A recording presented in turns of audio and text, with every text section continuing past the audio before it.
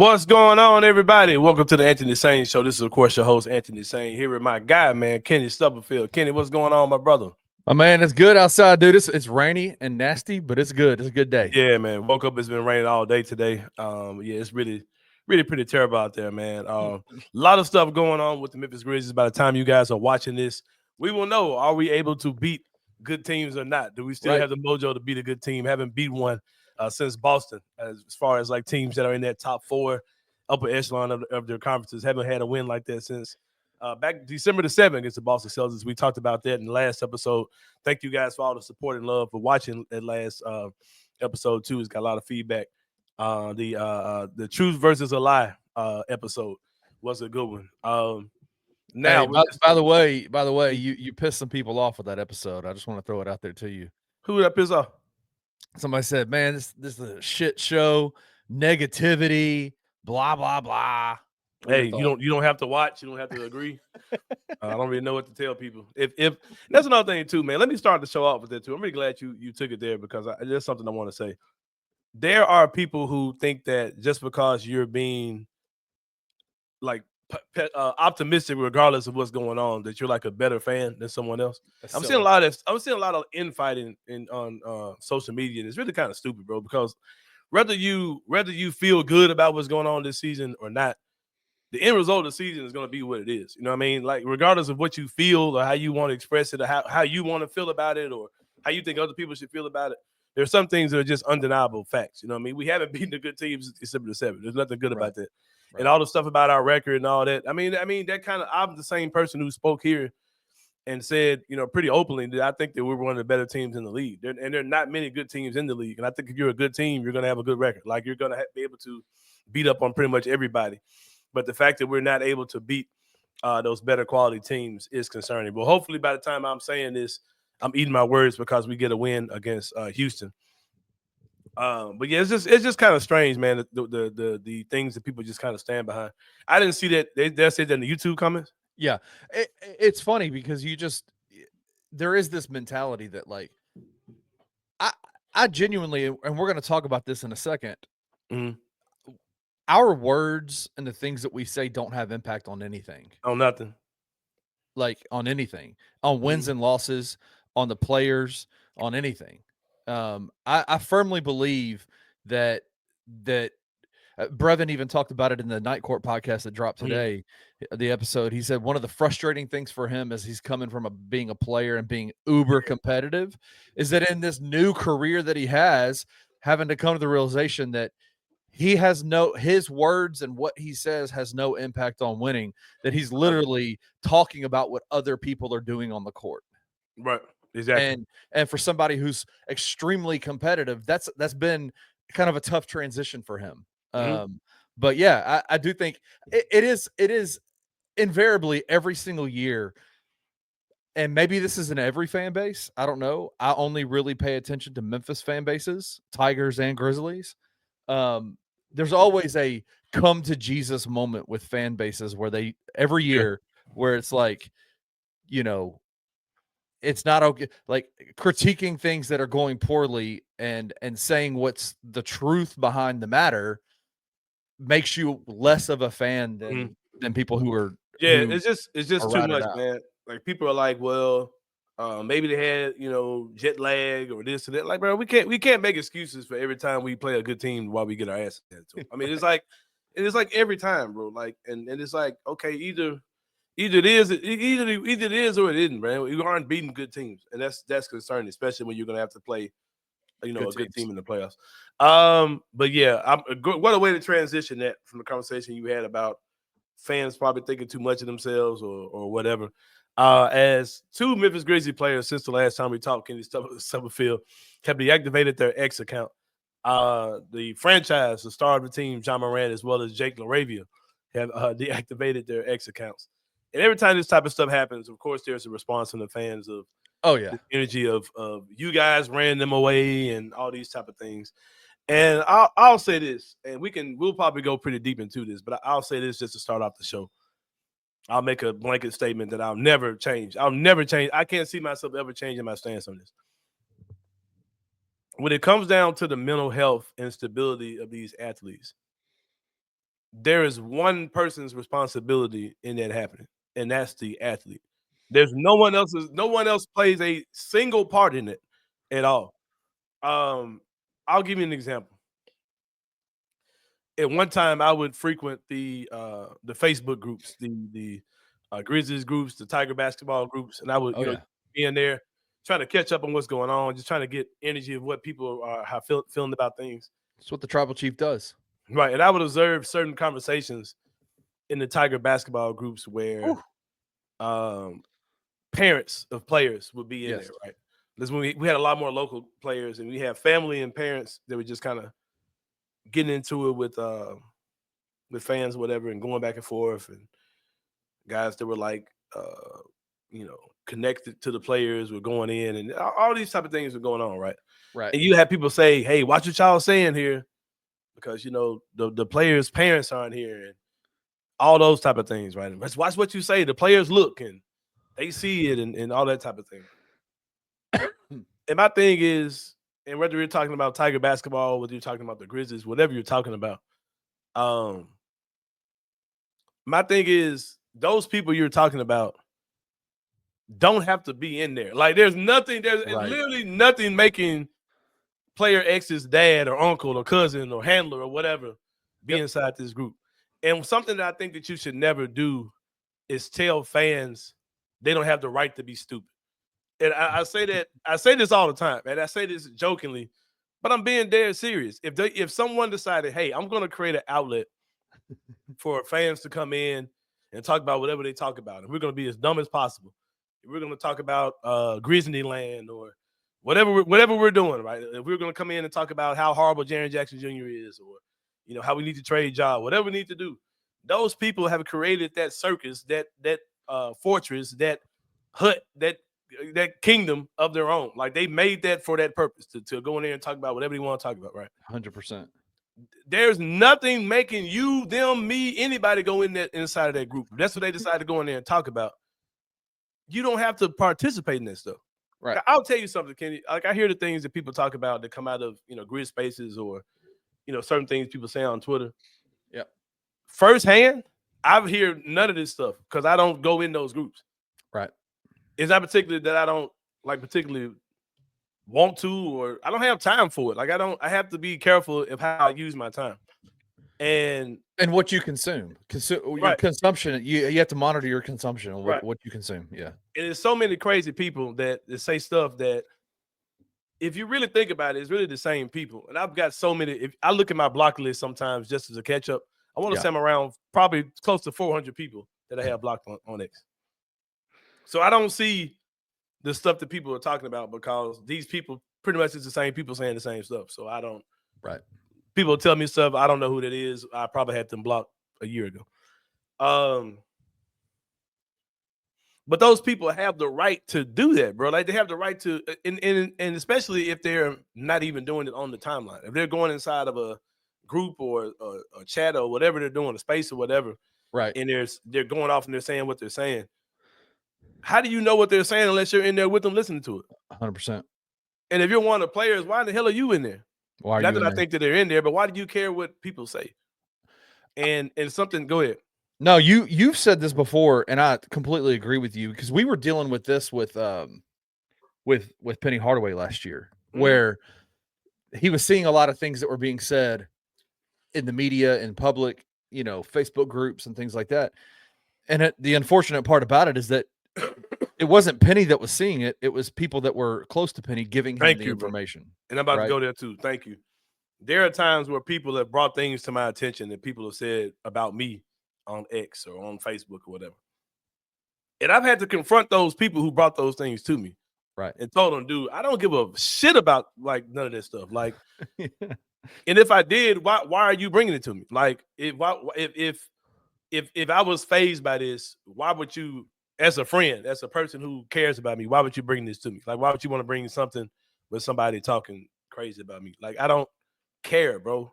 Like, I don't want to see all that. I've had to correct people a few times about that type of stuff. Right. And players should be doing the same thing. Like, there's no way in the world I'm going to go seek out people having bad things to say about me because I'm super concerned about protecting my peace and my mental state. But like I said, am I telling people you should be able to say what you want to say? I mean, that's your own levels of decency. There are some terrible people out here that they're not doing this because it's a sports opinion. They're just doing it to just be jackasses on the internet, and they get the responses they want from that. But it's not the fans' responsibility to protect these guys. These guys have to take that on 100%. initiative on their own. Yeah, like that's a silly conversation, and I see a lot of people who just have weird energy when it comes down to that type of stuff. Because we also social media also creates this fake environment where you really feel like you know these players. That you've got a voice that yes, right, yes. and you don't, man. Like you don't know these guys. They don't know you like that. And they're not your friends. They're not your buddies, and you can't at them to death and make them think they're gonna be cool with you. Like it's just silly, man. And can I ask you a question? Why are Mhm. we automatically assuming that it's negativity that made them deactivate their ex? Like, is that a real thing? Could it just possibly be like every year Time to lock in, yeah. every year LeBron James does this where when it's time to lock in, he, deletes all of his social media Mhm. stuff, like it doesn't seem to be that big of a deal to a lot of other, when a Yeah. lot of other people do it. I guess my initial reaction to it was, why It's are we just silly. assuming that it's a negativity thing? I mean, it probably is, but here's the thing, man. Like, I'm tired of having. I'm a John Morant supporter. Like, it's not many days of the week that go by where I don't have a pair of John Morant shoes on, right? Right. And I understand the importance, the role, the brevity that John Morant has in the whole, ecosystem of the city of Memphis. Right? I've had these conversations plenty of times. Yeah. Where I've expressed why John Morant's career here is a way bigger deal than Penny Hardaway's career was playing for Orlando. Right. Anyone that you say is a local guy, John Morant is more important than any of these dudes. Like I've said that as far as how important he is to the fabric and the framework of the city. 100%. I've had these discussions, right? But why are we having discussions about what a 25-year-old man does on social media? Like that's a conversation that I would like to have about Gigi Jackson or a rookie type guy who's young. Like John, I mean, he's a grown man, bro. Like what he decides to do on social media is on him, and it's like he deactivates his page, and he's coming back. He'll be back probably soon. Like this isn't a I'll see you in June type thing, and he's still on Instagram. Like I mean, it's just silly, man, and he's got to learn just not to give a damn. You know what I mean? And just go play basketball. Stop worrying about all this dumb stuff and just go play basketball, bro. Like, no, at the end of the day, whether your Twitter account is active or not doesn't mean anything. It doesn't have anything to do with anything. I have no clue what Jason Tatum's Twitter is. I have no clue what Steph Curry's is. No. Just naming all recent champions. LeBron, of course, he has a huge account. Like I said, even he shuts his down. Like I said, Ja has to do what he has to do to protect his peace, man. Like that's on him. And when I saw the people saying, "Oh man, 12 deleted his too, man." Okay, good for him. Like that's good that he did what he had to do to avoid the bullshit. And like we live in this society where if you block somebody and they screenshot it, it makes you look weak or make you look like you're soft or whatever. Man, fuck y'all, man. I don't give a damn about none of that. Like I don't know none of these people. Like people have no right. There's nothing you can do to make you feel like you have the right to access to me, where you can just say what you want to say and I have to ignore you. I don't have enough time and energy to put forth an effort to fight myself from responding to you. I'm just gonna hit one button when you'll never say anything to me ever again on Twitter. Like it's really that simple, bro. And it's like people have to understand nobody owes you anything on social media. You guys are all absolute strangers. And 9 out of 10 of y'all have a picture of Jalen Wells or something at your face. And we don't. And you're a Grizz guy, 82583, like or whatever. You owe. Like we don't owe you anything. Like nobody owes you anything, bro. So like I hit the block button and I keep it moving. And I wish that more people would do those type of things. Because a lot of things that we create as social media norms are just stupid. Like I don't care about social media norms have taken over regular real life, society, bro. like real life norms, right? Mhm. Like interactions and the way that we talk to each other. Social media has changed it forever. And I think that is like it, to put it into perspective, because me and you were old enough to remember when there was no social media, right? Yeah. And to be able to say, like, if you had somebody in your life that was coming to you face to face and saying some of the things that you get on a daily basis, that John Morant gets on a daily basis, that those people would not be in your life anymore. Like they would not be in your circle of people that you spend time with. And so just because you share the same app doesn't mean that you get to then have that access as well. Yeah. And I think that there's a beauty to being able to say, I am in control of myself enough to where I am putting up boundaries to how people can have access to me. And I think that is a mature sign, not an immature sign. You know what I'm saying? Like I'm gonna give you two examples of how crazy people are, bro. Had this guy yesterday. I can't remember what we were talking about, but he was like, "Yeah, man, when you say stuff like that, this is where you lose people. And your takes are like this a lot." I was like, "All right, bro. You don't have to agree with me. I mean, okay, what else?" And then he's like, "Just saying this and this and this," and I'm like, "All right, bro. Like, cool, but." Because he was on some stuff like it was something about Jake or Luke Kennard or something, typical stuff that people like to come to me about. And I was like, all right, bro, like I don't agree with you, but get your shit off. And then I'm like, whatever you think. I said, what's the agenda you think I'm trying to push? Like, say it. Like you keep saying I'm trying to push this agenda. Okay, what's the agenda I'm trying to push other than play the best players? Because he was saying something about. I was saying there's no reason at all to play Jake LaRavia right now. Like GG's back. Like you've got 10 healthy guys. No reason to play. No reason to play Jake LaRavia, right? He's like, oh man, you're just, it's just some agenda. You're just an anti-Jake agenda. I'm like, man, I'm anti dudes that can't play being on the court. I'm anti just playing dudes for the sake of playing dudes. But you got 240 minutes. Why is Jake LaRavia getting 20 of them? You know what I mean? Like that's the agenda I'm against. So I was like, whatever the agenda is, explain to me what this agenda is, right? So when the thing is over, the guy's like, all right, man, well, appreciate you, man. Big fan of your work. I'm like, man, like what? So what are we doing then? Like, so what is this fake argument you tried to create with me? And when you wrap up the conversation saying, I'm a big fan of your work, keep doing what you're doing. Did you just want to have the famous Sain argument on Twitter? It's like you just, I mean, is your dick hard now after you finish this conversation with me? Like, I just don't understand how weird people are on Twitter, man. Then it's this other dude I had a conversation with about the whole thing about G.G. Jackson and the G League, right? He comes on and he's like saying all this stuff about this, that, and the other. And I'm like, bro, like, I understand what you're saying. Understand that Gigi made the decision. That doesn't change how I feel about G.G. Jackson playing in the G League. It doesn't change it at all, like in the slightest. And then, I end the conversation, we move on, and that's it. Then the guy comes back like literally 6-8 hours later. Oh man, I'm living rent free in Sain's head. How? Like, what are you talking about? What do you mean you're living rent free in my head? Like you're constantly coming to me trying to restore this conversation. I'm ignoring you. You're screenshotting conversations from this morning like I've been talking to you all day long. Like, bro, I literally stopped talking to you a long time ago. And I put the dude in the block pile and I kept it moving. Like, you're weird, bro. Like, what are you talking about? I'm living rent free in your head. Like you're clearly thinking about me 8 hours later from a conversation we had this morning. And I blocked his ass and kept it moving, bro. And I don't. It's nothing. Like, it's literally nothing. I'll never meet this person in real life. And if I do, they're probably going to be like, hey, man, what's going on? Keep up the good work. Like, because it happens every time. As many people talk shit to me, I've never had a single person walk up on me and say anything crazy to me in public. It's all love anytime somebody says anything. So, Jake, Ja, do what you need to do. I said all that to say, protect your peace. Fuck these folks. Fuck me. Fuck whoever who has something to say about y'all. Because, like, I don't like, brother. It's such a non-story, but it's silly. Like, it's really a silly conversation that we talk about the role that fans play in these guys deactivating their account. And I said this on Twitter, and I'll say this again as you get to go to the break. Man, if my options are a fan base that's all super nice and never says anything derogatory or critical to the players, or none of the players on my team are on social media, I'm taking the option where none of my players are on social media. I don't give a damn about what you guys say about players because it's up to them to not pay attention to that stuff. But we're about to take a break, man. We got plenty to talk about. By the time you guys are watching this, if Jaren Jackson Jr. is an all-star. We'll talk about that. We'll talk about a Vince Wiliams injury update and how that could affect the NBA trade deadline, as well as an NBA trade rumor involving the Grizzlies that refuses to die.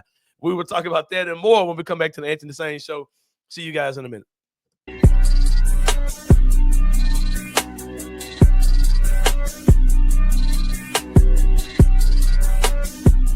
The thing I take away from that game that probably irked me the most was it seemed like it didn't bother us that they were just they were doing any and everything they wanted to do. And like the competitor that I am, like there is something within me that I'm not gonna let y'all just keep running up and down having a good time. Well, the word you used in the broadcast is a word it's embarrassing. It's one of the worst words you can hear, man. I mean, that's the last thing you want to happen. Still just one loss. Right. Well, it was the way they lost. I wanted to see more fight. I wanted to see more guys upset that it was happening. You're not really recognizing why that happened. Right. Like there was a reason why it happened. It wasn't just by happenstance and just come. There's been a pattern now. Tune in to the Night Court podcast with your hosts, Rob Fisher and Brevin Knight, on the Bluff City Media YouTube channel.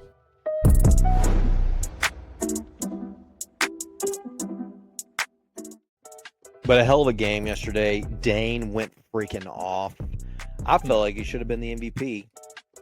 PJ Haggerty gets American Conference Player of the Week. He was the Ken Pom MVP. Dane, though, on the preseason All-Conference Player of the Year. Had his Congrats best game on your best game of your career. On your Lifetime Achievement Award, best game ever against Yaxel Lindenborg. Apparently with apparently it's nothing new.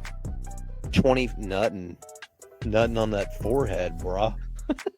Oh Lord. Your boy Dane went 10 of 12 from the field, 1 of 2 from the free throw line. He had 21, 8, an assist, a steal, a block in 25 minutes. A technical foul, and then he also had a teabag, which isn't statistically, they don't keep up with that in the stat book, but that is in the Tiger stat book. Tune in to Tigers Untapped with your hosts, Trey Lasley and TJ Willis, every Tuesday at 3 p.m. on the Bluff City Media YouTube channel.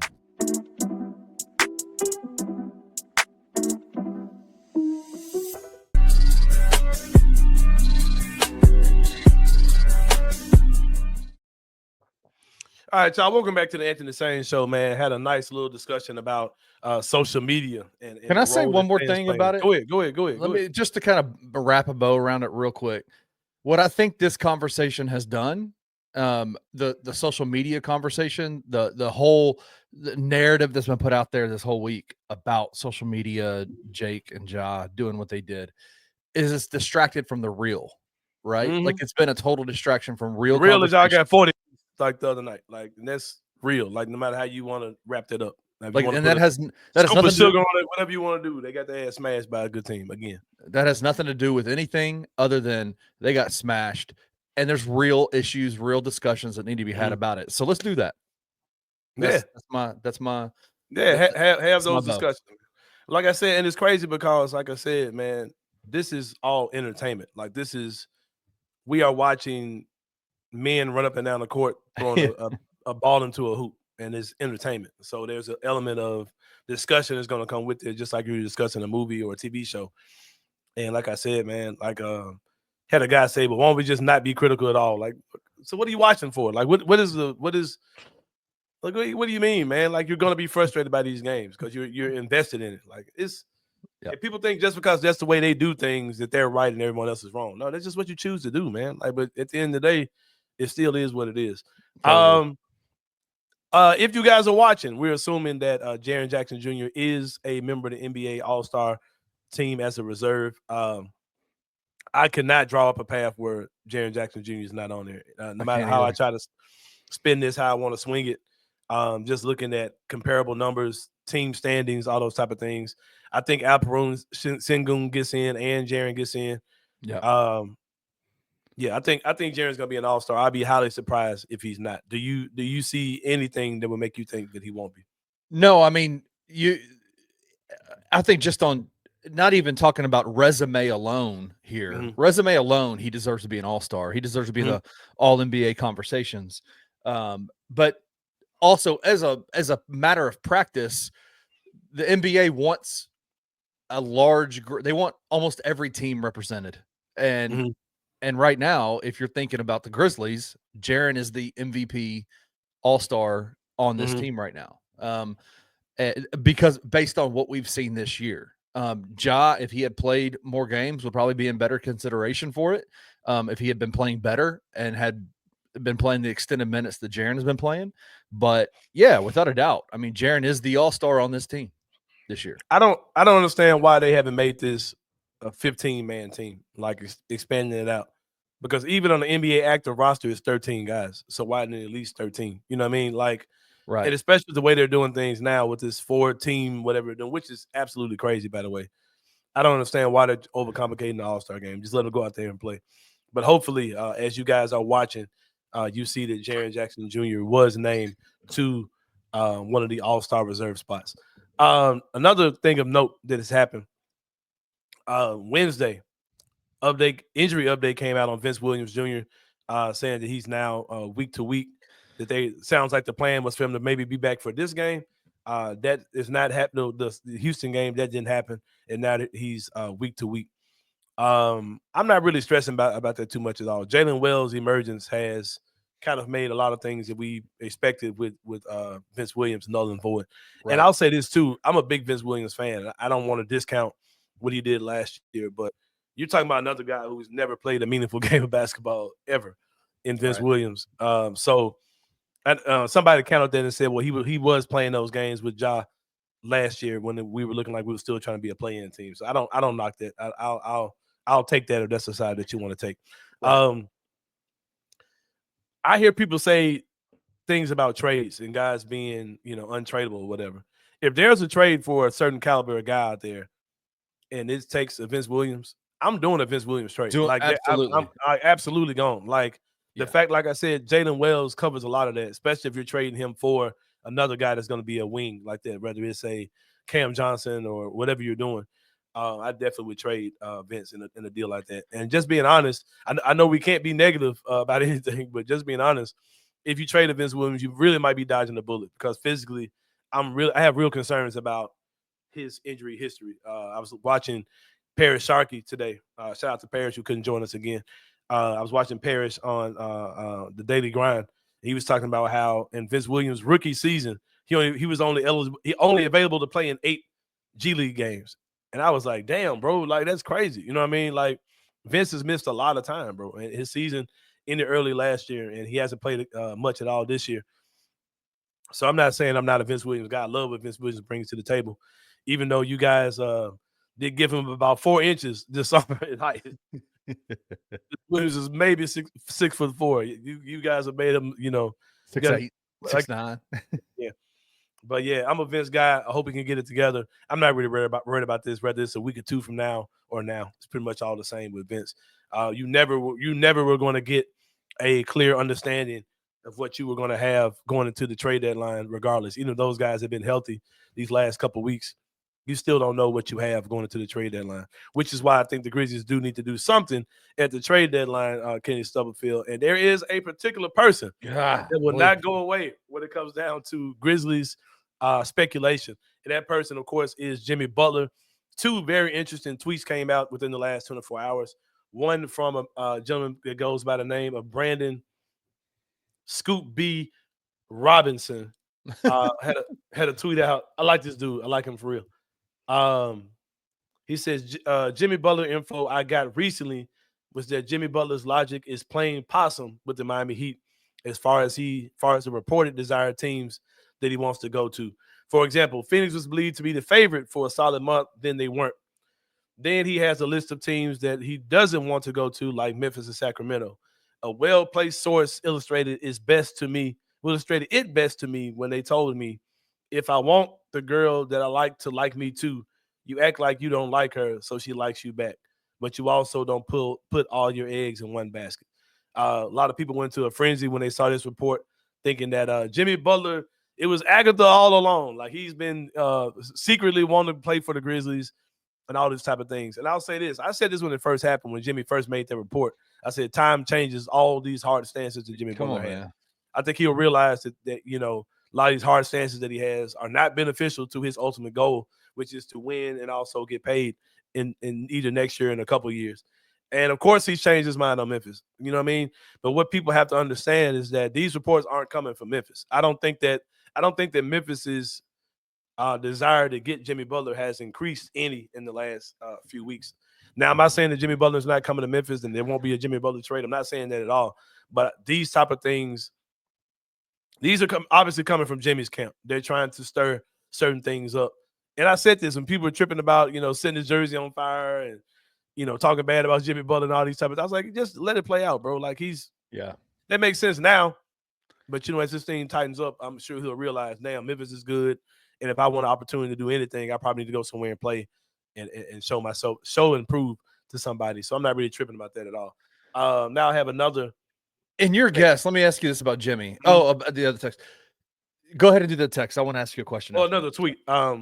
This is from a podcast with Chris Mannix. I don't know who this other guy is. I've seen him before. Chris Mannix. He says the two teams Butler has basically been communicating that he didn't want to go to were Memphis and Sacramento, but a lot has been changing these last couple of weeks. Has Jimmy Butler's mindset changed? Has Memphis's approach changed? That's the team I will watch. That came from Chris Mannix. Wow. Like I said, I think that there is a change from Jimmy's camp, but whether or not that's changed the level of how bad the Grizzlies want Jimmy Butler, that's what it all boils down to, because I don't think any of this information is actually coming from a Grizzlies side. How do you think the conversation started? Do you think that the conversation happened between the Grizzlies front office? The first conversation that happened was between Jimmy Butler and his agency, or do you think they reached out to Miami first, the Heat first? I think that Jimmy Butler's agency reached out to Memphis first. Okay.